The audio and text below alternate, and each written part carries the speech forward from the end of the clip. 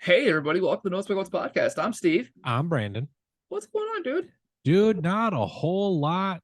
Just, I think we're finally winding down on softball for the season.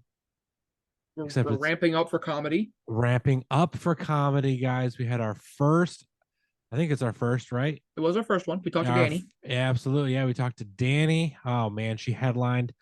Killed it. Absolutely killed it. If you guys followed us on Facebook, you would have saw at least one Facebook Live, probably a couple of them. Absolutely. Hopefully the internet whole worked out for us. Yeah, absolutely. That was such a fun night. And we've got more coming this week, Friday, not only with the podcast. The podcast is going to be awesome this week. The entire week is going to be awesome, but comedy is going to be awesome as well because Steve, who's headlining the comedy show this week? You know, I'd like to say it's West Michigan's dad. Good old Mr. David Steves. Yeah. He's the girl dad of girl dads. He's also the leader he's the grand poobah of the Chubby Guy Mafia. Yeah.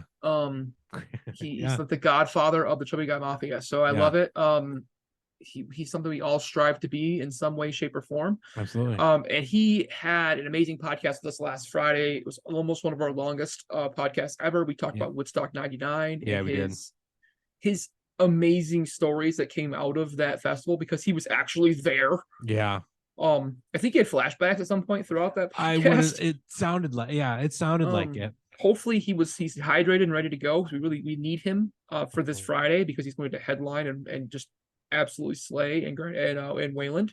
Gonna be awesome.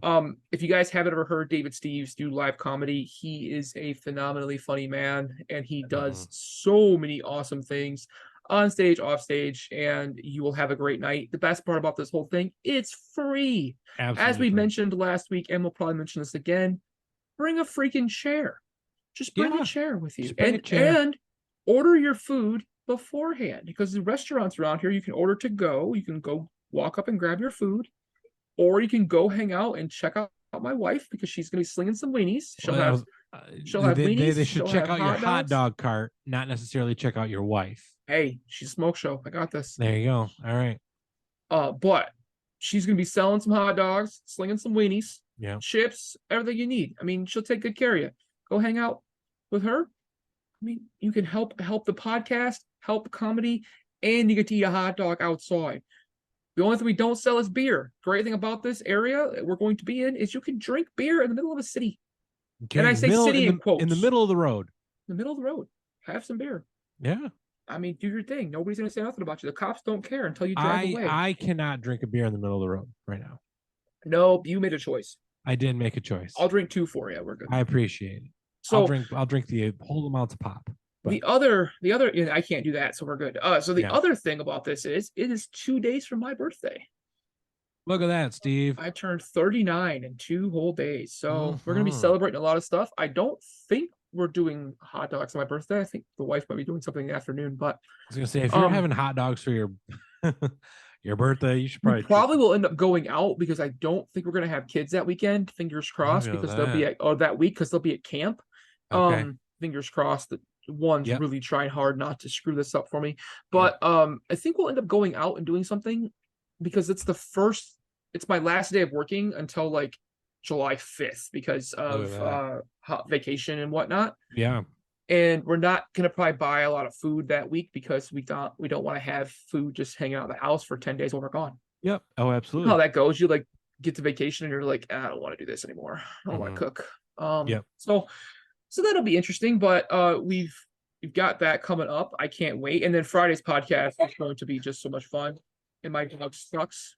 Hey, it's fine. Just sounded like someone was coughing. Yeah, still coughing. Well, it is what it is. Yeah, she probably saw a cat outside. It's probably one of my cats. Probably. It is what it is. So, Brandon. Yes, Steve. Speaking of cats. Yeah. We'll go with it. I think it works. He'd be okay with it. I think so. We are talking about an amazing artist today. Yep. One of the coolest cats out there ever to do this job. Yep. And this album fits our overall theme that we've tried to push this year. For 2023, we tried to do more like 70s, 80s, or 60s, 70s, and 80s rock and musical artists that we hadn't touched before. And honestly, I'm a little bit mad at us. It's 284 episodes, which is today's episode, 284. We are inching so closer to 300. Yeah. And we've never talked about this guy. We talked about him, but we never actually did an album by him. Right. And I figured, why not now? Let's just do it. Do it. So, and this was my choice. It was your choice. You brought it up. I was so happy to see it. I did, absolutely. What are we talking about, Brandon? Purple Rain by Prince is what we're talking about today. It's just it's an album, man. So yeah, it's a man is what it is. It's a man, an artist formerly known as. So Steve, we'll get into that. Without any further ado, let's get into it. All right, guys. So just behind the scenes a little bit here, I do a lot of the backstory for most of these artists. For most of our podcasts, I go through Wikipedia and a couple other different websites. Brandon sucks. He says I just do Wikipedia research. I don't just do Wikipedia, but I do have lots of other websites and find different, tips, tricks, and awesome fun stuff that these artists have done over the course of their lives. I usually write these in about 35, 45 minutes, and I kind of go back through and check them out because I'm trying not to do a whole lot of stuff on here. Yeah. Holy shit, Prince. Dude, his Wikipedia page is like 85 pages long. I'm not surprised. And he's got 4 different discography pages on Wikipedia because he wrote so many damn songs under different names. Oh, wow. For free. For free, by the way. I will say for free. Yeah. And he just... Yeah, interesting. We're going to get into it in a second here. Yeah. So, Prince, his name, Prince Rogers Nelson. That's actually his name. Mm-hmm. American singer, songwriter, musician, record producer. I want to throw actor in there because he did a couple different movies, including this one. From Minneapolis, Minnesota. Mm-hmm. Active from 1975 to 2016. Mm-hmm. Widely regarded as one of the greatest musicians of his generation. Not lyricists, not songwriters, not singers, musicians. Mm-hmm. Again, get into that in a second here as well. Widely known for his flamboyant, androgynous persona, his wide vocal range, which included far-reaching falsetto, high-pitched screams, and his skill as the multi-instrumentalist, often preferring to play all or most of the instruments on his recordings. That means, guys, that every instrument you hear on a Prince album, he can or did play on that album. Mm-hmm. This is actually Prince and the Revolution's album, Purple Rain, personally, but the Revolution was still with him at this point. Right. So Prince incorporated funk, R&B, rock, new wave, soul, synth pop, jazz, and hip hop into his music that he produced. Which, by the way, he produced all of his own music. Interesting. He produced it all. He also directed 4 out of the 5 movies he was in, and he directed most of his music videos. Okay. And I say most because there's a ton of them. 1993, Prince did change his name to an unpronounceable symbol, referred to himself as the artist formerly known as Prince, or simply just the artist. This was done. I didn't know why he did this when I was 93. I remember it happening. I was almost 10 when it happened, but this was done over a legal issue with Warner Brothers over artistic and financial control over his musical output. Oh. He changed his name legally to a symbol to emancipate himself from the contract out of anger. Oh. Can't have a Prince album if it's not made by Prince. Yeah. So his contract was null and void because there was no more albums coming out under the name Prince. Interesting. It was a symbol. It was the total fuck you move to the record label.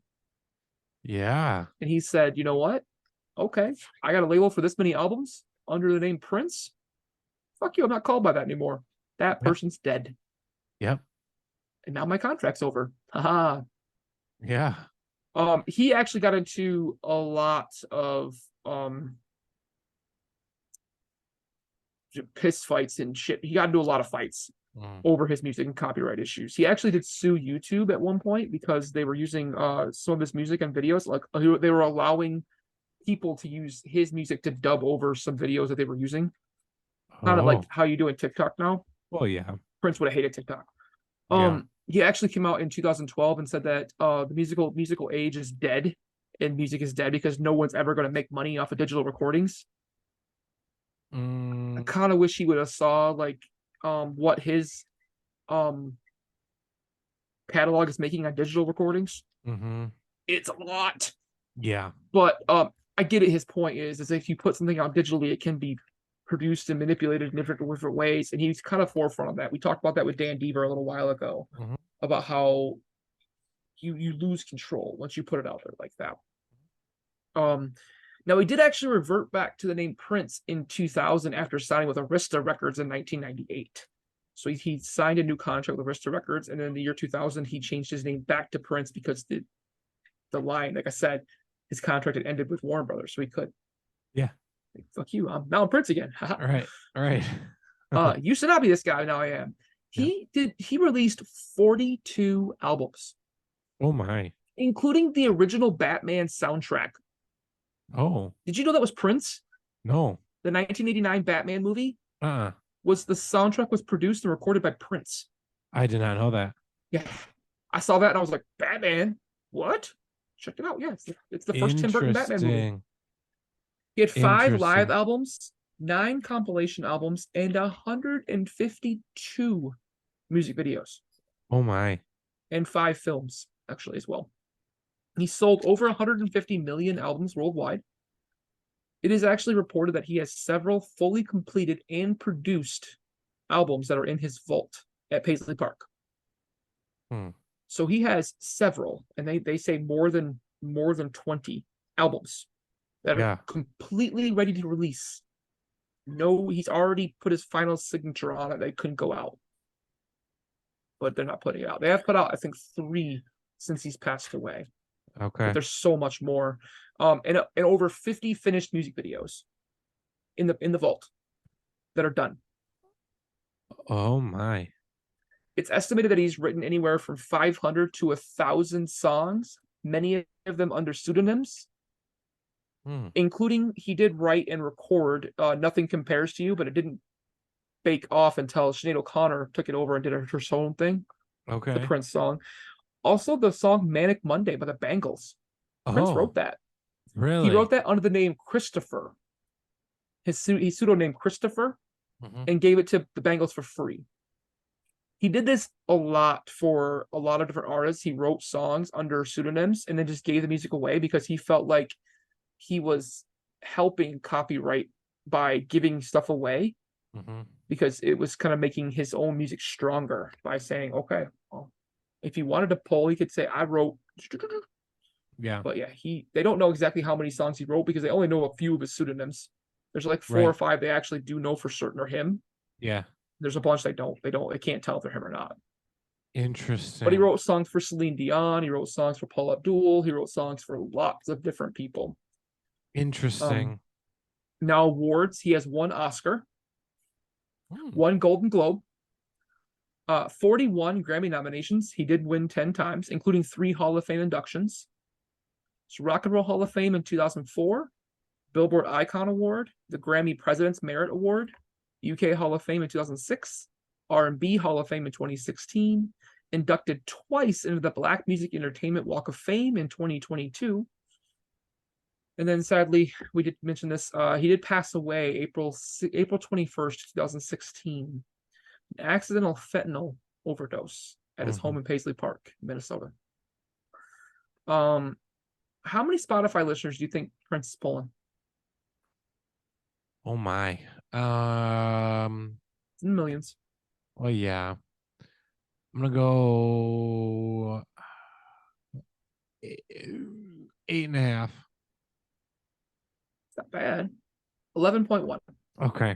I wasn't sure if it was gonna reach that double digits or not. That was my 11.1 still. Okay. Yeah. Now Purple Rain, released June 25th, 1984. This guy was 3 days old when that was released. Look at you. Had to put that out there. I just turned the old 39.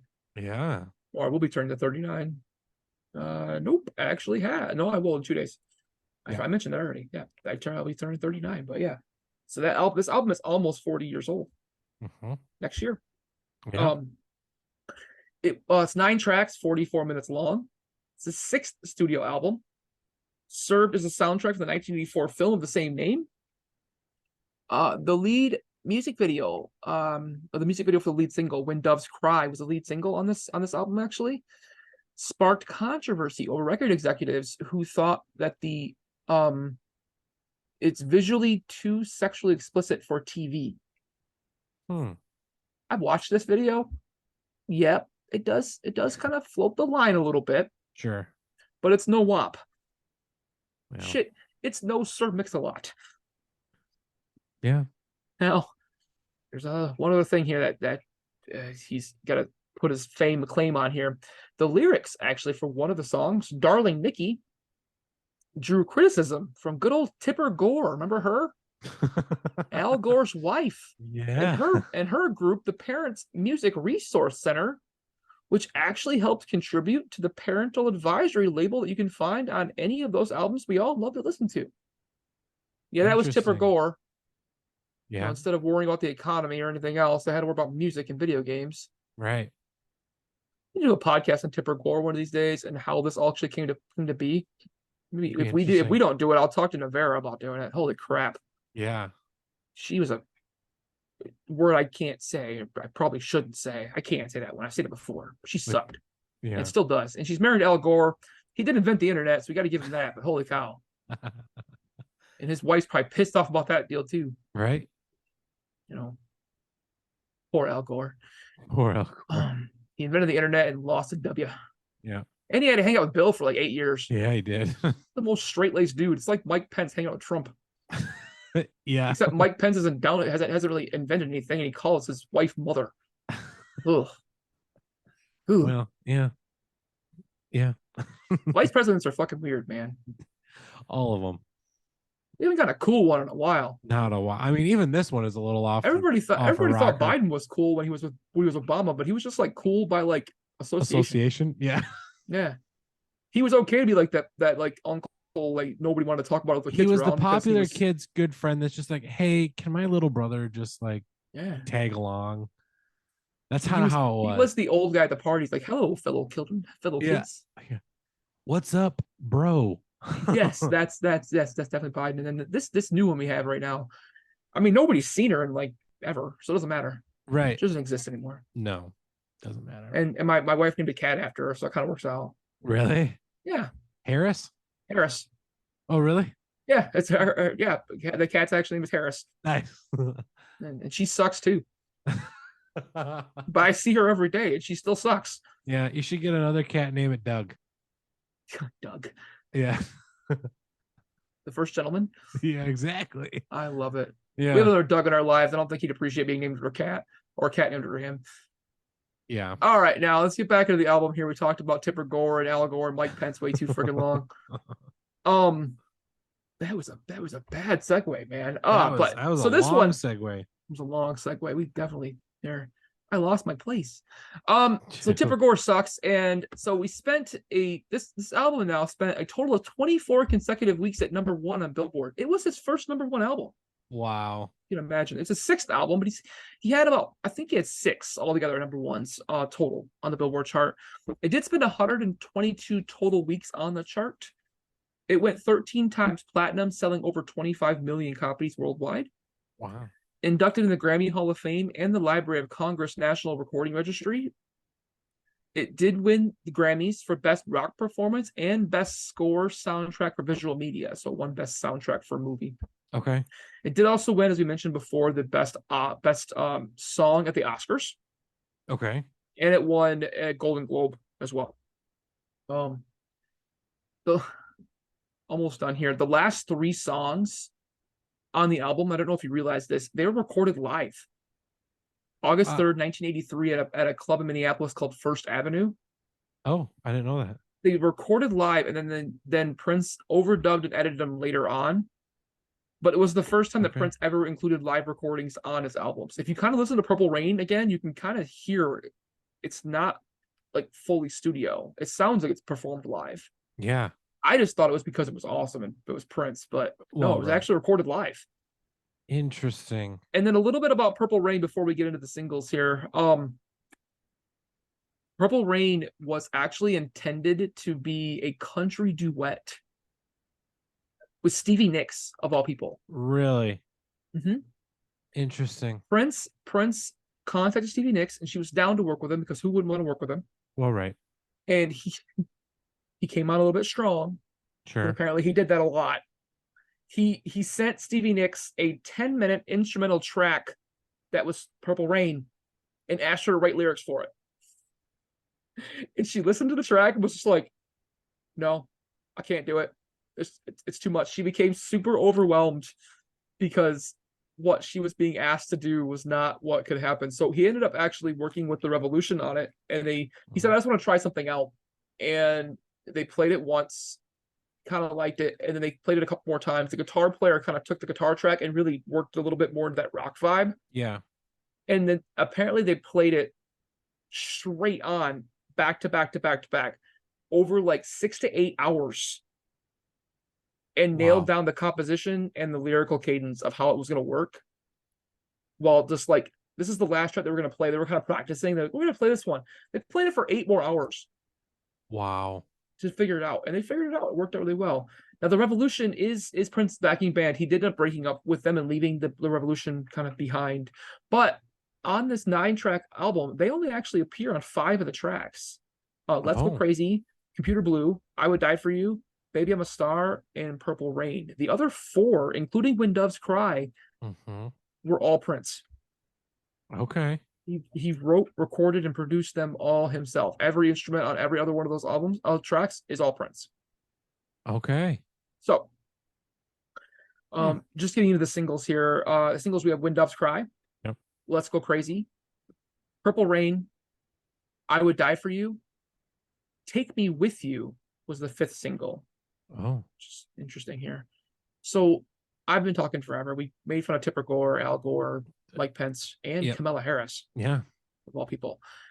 What was your favorite track on the album? Yeah, I ended up picking one of the singles. I picked When Doves Cry. Oh. I did. The guitar and electric drum hits that started this track just kind of, to me, sucked you in. And then if you're listening with 2 headphones, there's this weird that's happening. And it actually pans from the left to the right over the course of 4 bars. And hearing things like that are super cool and fun. It allows you to experience this track in a more different way when you listen to it. It's not just kind of like a straight listen if you have like one earbud in or one headphone, whatever. So that one for me was my favorite. So, Steve, what about you, man? I went chalk. I picked Purple Rain. Yeah. So I really actually hate that I can't pick 2 favorites, because I have to admit Let's Go Crazy for my list. Because that track is perfect and kicks off the album better than I think anyone could. Like, Dearly Beloved. Yeah. Like, we are gathered here to talk this thing called life. And when I do another wedding, Natalie, we might have to go with that. Just saying. Yeah, there you go. The Purple Rain though is it's epic. The song is a piece of American history, and seeing Prince perform this at the halftime show in the Super Bowl was in the actual rain was awesome. Okay. Interesting. Yeah. Did you see that? When? I think so. When was that?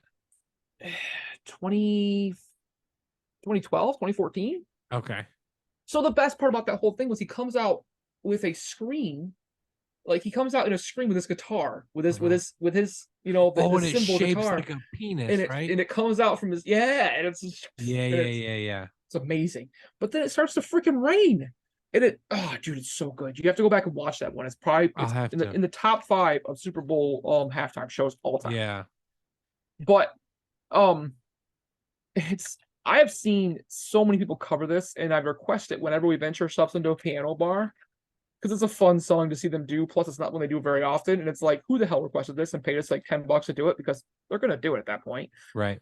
But the best one I've ever seen do this is a comedian. It was a Michigan boy, Stephen Lynch. Oh. Covered Purple Rain at a show at the DeVos Place in Grand Rapids. He actually had as he ended the show with it, the entire theater was bathed in purple light. And he had his two openers come out, and they danced to the song, and it was amazing. It was so fun. He belted this track out with the crowd's help, and also nailed the guitar solo on it. As a comedian and a musician, Stephen Lynch is pretty awesome. We had to do one of his albums these times, every time I hear this song, I'm like, I turn it up every single time. Doesn't matter where we are, I turn it up. I love this song. I love where it's in the movie. It's amazing. So that's there. So it's time for us to play our first game, Brandon. It is, Steve. It is time for the Purple Wang. Let's go. I love it. All right, Steve. So you, sir, are in charge of the word association name game. I am. So I am in charge of the Purple Wang. Yep. All right. Let's go here. Let's play Wang. Let's play Wang. Word association name game. So, first one. I got two.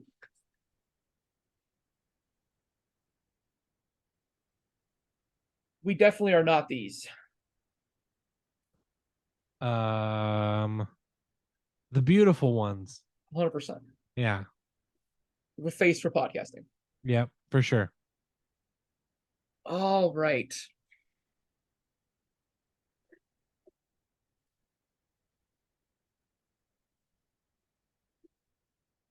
Wondering if I want to say this or not.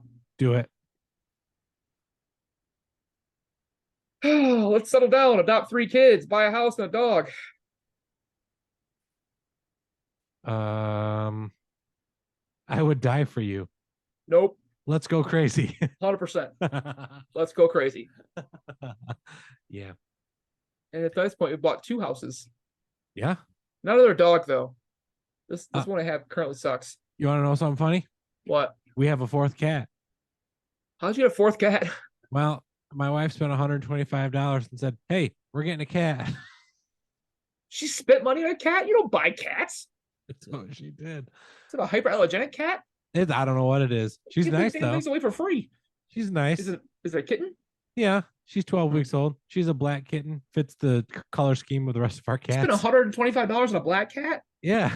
And they're like the biggest assholes ever. No, she's great. Her name's Her name's Violet. She looks like Violet. She looks like Black Panther. Nice. Yeah. I mean, I do like your one black cat that just like, I'm pretty sure he doesn't understand that he's alive yet. No, he doesn't. He's on his like 9.5 life. Yeah, I'm 100% sure. He's not there. 100%. Whenever I walk in, he's just laying there, and I'm like, just laying there. Did you go already, buddy? He just looks at me. Oh, you moved. Right. We're good. Yeah. Hey, look at that. You're still alive for sure. Yeah. I was surprised. He was surprised. Right. Absolutely. That is surprised. awesome. But yes, Let's Go Crazy was exactly where I went with that. Because I love it. It's been my day. Yeah. For sure. So it is time for our least favorite tracks. It is time for our least favorite. And I'll Steve. start because all right. This one was weird. Yep. I picked Computer Blue. It's same, bud. Same. Oh, look at that. Look at that. So if you watched the movie by chance? No. Okay. So before you talk about why, because I'm going to talk about the movie because it's okay. This is the part of the movie where Prince's character performs in front of Morris Day and Apollonia to try to steal Apollonia from Morris, but instead just really comes up as a huge creeper. Yeah. And then but for me, the track kind of lacks that normal Prince like showmanship. And I listen to this album a couple times a year easily. Sure. And I actually find myself skipping this track quite frequently. So I just don't know what it's about. I don't like it. It gives me weird vibes. So what was your thinking on it? It's just plain strange. And I can't really put my finger on it. Again, I found myself skipping this one more often than not. Like it. There is a redeeming quality to it that I think, and it's the guitar playing that happens for literally the last 2 minutes of this track. That's something that I really kind of appreciated on this track and throughout this entire album was the extended riffs that happened throughout. So that was the only redeeming thing, in my opinion, about this track. So Computer Blue was our least favorite. So Steve, it is time for Shatner's Poetry Slam. I got nothing. Yeah, okay.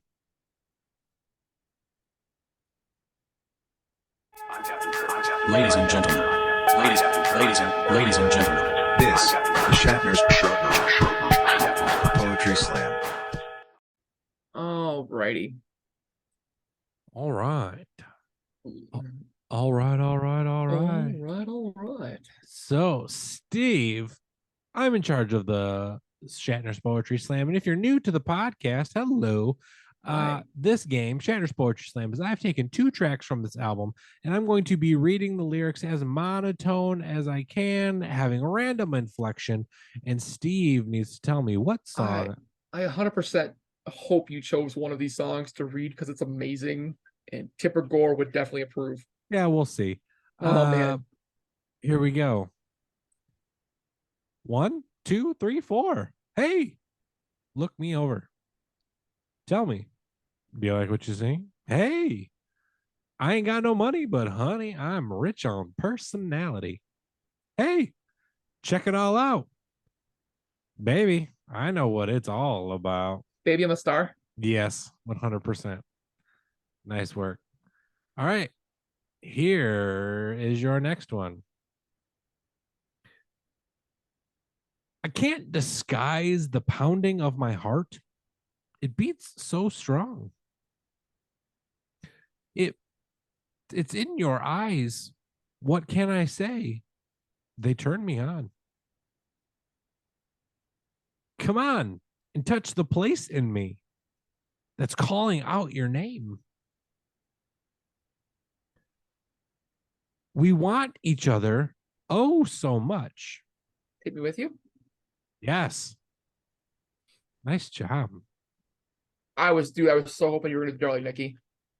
I thought about it for a hot second, and then I was like, well, I'm not make you blush so hard. Oh, for sure. 100%. If I was doing, I would have done Darling Nikki because I know there's so much there. Yeah, I know. But I also would have done Let's Go Crazy because I'm just like that opening. Yeah. It's amazing. Yep. All right, buddy. So let's get into those deep cut Dark Horse tracks. Okay. I'll start us off. Sure. I picked Purple Rain. I went chalk with picking the title track. However, I was not fortunate enough to see Prince play when he was alive. So I'm trying to picture this song live in my head, and I can only imagine how amazing it would be to see this. The chord progressions and guitar solos throughout are just fantastic. Lyrically, the song is rather simple, but I so wish that I could be standing with my lighter in one hand and a grin on my face watching this play out. So, Purple Rain was my deep cut. And it is 2007 Super Bowl. Okay. It's 12 and it's almost 12 and a half minutes long. Okay. And the full performance is on YouTube. Okay. I 100% recommend going and checking that one out because it is. A lot of people put Bruno Mars as one of the top or like the most recent. Like his Super Bowl performance was pretty good. Yeah, it was. Prince is just another story. Okay. Prince's performance was far better than what Dre and Snoop and Eminem and Mary J. Blige and Upside Down 50 did. Yeah. So good, dude. Okay. So I went though with a track that I feel like should be mentioned in the same breath as Let's Go Crazy When Doves Cry, and it's I Would Die For You. Okay. Yeah. It's almost treated as an afterthought though, like by a lot of people, especially when you look at like numbers on how things are like streamed. Mm-hmm. It's like the 5th or 6th most streamed song on the album. And it's like, I think it's just as good as When Doves Cry. Yeah. Let's Go Crazy just has that opening riff that's like people just love, and I'm with the whole way there.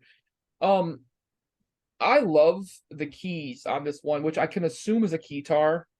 I would assume. In the time frame that it's going here. Yeah. And the groove on this track is just it's so fun.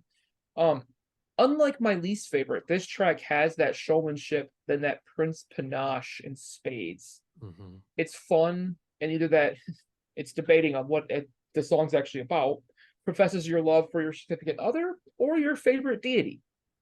Yeah. Because there's a couple different interpretations here. Yep. Either way, it's amazing. It's a for having 9 songs on this album and having 5 of them be just downright bangers, and it being Absolutely. a soundtrack to a movie is just awesome here. So let's get into our final thoughts. I like it. So what can be said about the man in purple that hasn't been said before? Personally, this is a conversation that you and I might have in a minute here. We talked about it before, though. I think he's a better performer and artist than Michael Jackson. I believe that Prince had a lot more control of his music and artistic presence, and that Michael relied heavily on Quincy Jones. Yeah. To do that, because Michael was good, but he wasn't great until Quincy got involved. Yeah. His solo artists, his top 4 albums are all Quincy Jones Jones albums. They're produced by him. Right. Prince produced his own stuff. He played all his own instruments. It's just, I mean, it's tomato, but at the same time. Yeah. Prince was also an accomplished musician, never linked to kids in the same way that MJ was. And but I feel like he gets that like afterthought process of like, oh, it's Michael Jackson and then Prince. But I mean, in the scales here, yeah, way less creepy. My wife just said that behind me. Yeah, way less I heard creepy. that for sure. And Prince was his own brand of weird. Yeah, absolutely. But he wore that on his sleeves. You didn't really know. He was like the David Bowie of this music. Like, yeah. I mean, I would say his contemporary, because he gets compared to Michael Jackson quite frequently. And I would actually say his contemporary is actually Bowie more than it is Michael. Yeah, I would say so. He just gets compared to Michael a lot because he's black and from the Midwest. Yeah. This is what it is. Yeah. But also to have 2 heavy hitters like in music in the 80s be black guys from the Midwest. Who would have thought? Who would have thought? One dude from Indiana, one dude from Minnesota. Right. Yikes. Yeah, right. Now, the album itself is pure 80s. It's 4 or 5 tracks that will live on forever and ever. It'll be interesting to see if anything gets released, anything else gets released from Prince's material from the vault at Paisley Park. I personally hope we get more because the guy left too soon, and unfortunately it was drugs. But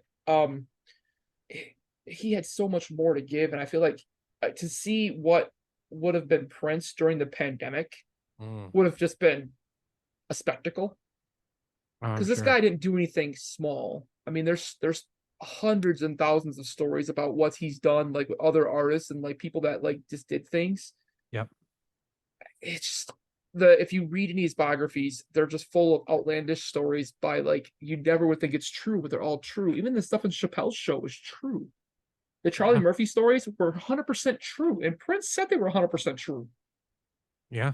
So like I like reading more and more about him because he's just so funny and so out there. He marched to the beat of his own drum, did his own thing, musically, professionally, and I wish we could have more artists that were like him now. Just didn't give a shit. Right. And did what he wanted to do, regardless of the fact. So it is what it is. Album though, it's a 9 out of 10, man. It's amazing. There are a couple of tracks out of the 9 that are like, but those like 4 or 5 heavy hitters just push it over the numbers here. So 9 out of 10 for me. What about you? This album took me a little bit to appreciate. I didn't quite like it my first go around with it, honestly. But by the time I listened to it a second time, third time, I really found myself liking more of this album than not. I do think there is a pretty big lull in the middle with some of these tracks. But just like most albums, you're gonna have that ebb and flow. That 3 song between Let's Go Crazy and When Doves Cry. Yes. Yep. I I do think that ending with Purple Rain really did close out the album nicely. You also can't deny how great of a musician Prince was, and it showed exponentially on this album. So for me, I give this one an 8 out of 10. So 17 out of 20, not bad. Yeah. That'll make Navarra happy. He was super bummed we were doing this without him. Yeah.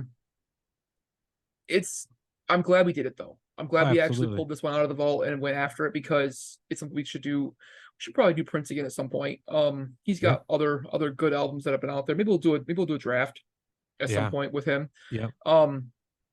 I feel like it's worthwhile to talk about more, to have that conversation. We do a draft of Prince stories and just talk about Prince stories because there's so many. Yeah.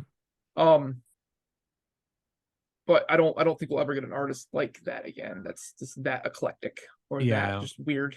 Right. In a good way. Yeah. So that being said, we are almost we're finishing up June here pretty quickly. We've got a couple more to come. Yeah. On Friday, we've got a returning guest we haven't talked to in about a year and a half. It's been about a year and a half. Yeah. And she's bringing back a band. They're a band. They are a band. That she brought to us the first time go round. So she's double dipping on the same artist. She is. She actually came to me. And she this wanted time. it. She wanted to do this one. this. So and we were gonna bring it to her, but we didn't want to pigeonhole her. Right. But she came to me literally like the night before I was gonna message her. So we're looking forward to that. And then we're gonna round out the month with another artist we haven't talked about in about 18 months. Yep. And a guest that is near and dear to our hearts. And hip hop. We got hip hop week coming up the end of June here. Yeah, we do. Makes me very, very happy. So lots of stuff coming up in June. As Brandon mentioned, this week, Friday, we have our second comedy night coming of 3. We have the 16th, the 23rd, and the 30th. Yep. Come see David Steve's headline, an awesome comedy show. Every single week, guys, you're going to get anywhere from 3 to 5 comedians, plus us up there doing our thing. Yep. Let us know what you think. Let us know if you're willing to come back to Wayland for more comedy because we're trying to build something here. Yeah. But we need help and we need you to come back. Absolutely. And hang out with us down outside right now. Bring a chair, bring a damn chair. Yeah. But other than that, guys, we are happy to hear you. Brandon, where can the kids find us on the socials where they haven't found us yet? Absolutely, guys. You can find us on Facebook, the Notes from Goats podcast. You can find us on Instagram and TikTok at Notes from Goats podcast. You can also find us kind of on Twitter. We're not really there, but you can also find us there at Notes from Goats pod. Steve, but why don't we post a whole lot on Twitter? We're gun shy. It's true. We don't know what Elon's going to do, and I also don't want to pay for blue check mark only to get banned. Yeah, it's true, 100%. When I have more time, though, I'll give it a shot. Yeah, for sure. Steve, before we go, every Monday, I'm just gonna I say this, you don't know this, but every Monday I get an email from this podcasting company called Chartable Digest, Steve, and it talks about where the podcast has charted in the last week. Oh, fun. So I get this every week. And nothing really happens with it because we don't usually record on Mondays, but we're recording tonight. So I figured, why not give a couple of shout outs? It's Memorial Day, by the way, guys. It is Memorial Day for sure. So Steve, we are currently ranked in Saudi Arabia in the music commentary realm at number 215. Look at us. Absolutely. In music commentary, we are ranked in number 230 in Israel. Mm-hmm. In the music commentary, we are ranked number 44 in the United Arab Emirates. Hey, look at that. They got a lot of money over there. Absolutely. And in the music commentary realm in Ecuador, we are ranked number 53. Really? South America? Look at us. Look at us. So, guys, it would be fantastic for us to chart in the United States of America. But we're in the Middle East right now. Way to go, us. Absolutely. Let's get back into the Middle East United States. I would not have anticipated us being ranked in the Middle East in several countries. Right. Exactly. So that would not have been something I would have anticipated at all. Yeah, but here we are. So yeah, so that is that, guys. But interesting. the way that you guys can help us get up in the charts a little bit is by giving us a 5-star rating in Apple Podcasts and writing us a review and sharing us with your friends. Share your favorite podcast with them. Let them know, what you're listening to. Like, hey, check out this podcast, because we would really appreciate it. Honestly, I'll say this right now, because we say it from time to time, but we haven't gotten 5-star ratings and reviews in a very long time.